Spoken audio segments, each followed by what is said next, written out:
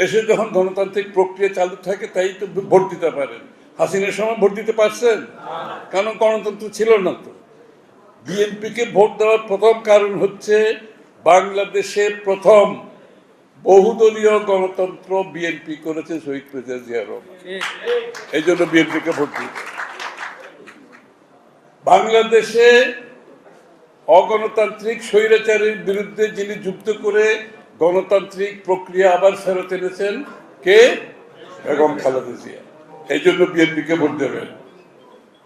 দীর্ঘ 7 বছর জেলে থেকেও গণতন্ত্রের বেলায় কোনো কম্প্রোমাইজ করেন নাই, জেলে থেকেছে, কম্প্রোমাইজ করেন না। এই জন্য বিএনপিকে ভোট দেবেন। বিএনপিকে কেন ভোট দেবেন?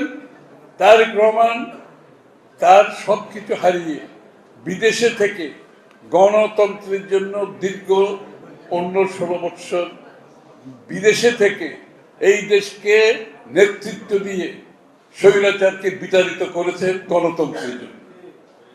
সুতরাং বাংলাদেশের গণতন্ত্রের ইতিহাস হচ্ছে বিএনপি। বিএনপি এবং গণতন্ত্র একে অপরের পরিপূরক। এই জন্য বিএনপিকে ভোট দেবেন। বিএনপিকে কেন ভোট দেবেন? বিএনপি বাংলাদেশে প্রথম শুধু গণতন্ত্র চালু করেন, প্রথম অর্থনৈতিক মুক্তির যে পথ বিএনপি সেটা খুলে দিয়েছে। অর্থাৎ মুক্ত বাজার অর্থনীতি। আগে অর্থনীতি ছিল আওয়ামী লীগের নেতাদের পকেটে, তাই না? শেখ মুজিবের সময় আওয়ামী লীগের নেতাদের পকেটে। জিয়াউর রহমান সাহেব মুক্ত বাজার অর্থনীতির মাধ্যমে অর্থনীতিকে জনগণের কাছে নিয়ে গেছে।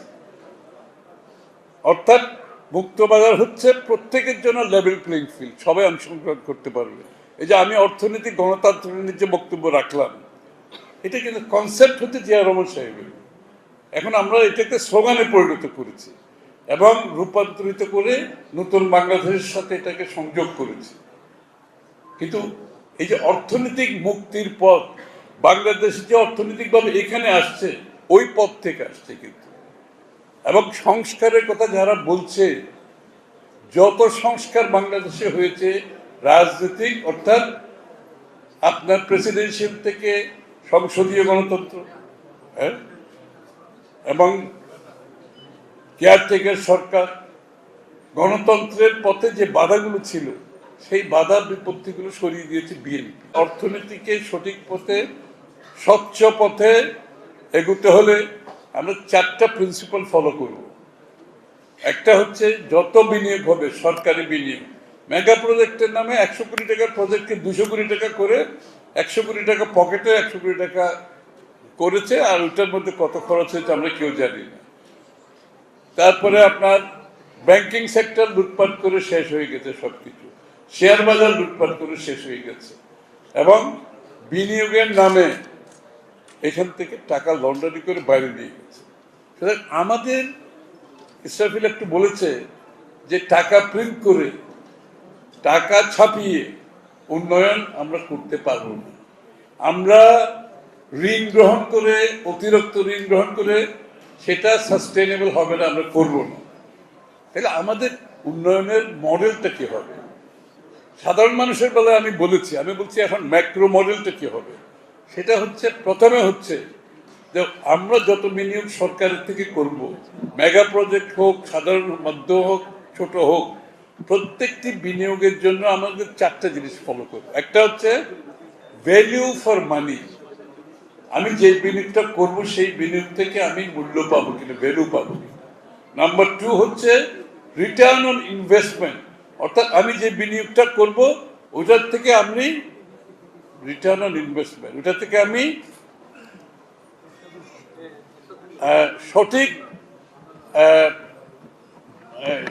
লাভবান হব কিনা,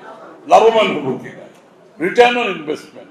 কারণ আমাকে 2টা জিনিস, ওই যে টাকাটা আমি আবার ফেরত পেতে হবে, আবার আমার কিন্তু মূলধন সৃষ্টি করতে হবে, রিটার্ন অন ইনভেস্টমেন্ট।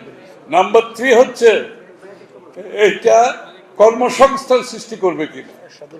নাম্বার 3 এটা কর্মসংস্থান সৃষ্টি করবে কিনা। নাম্বার 4 হচ্ছে এটা আমাদের ক্লাইমেট কে ক্ষতিগ্রস্ত করবে কিনা।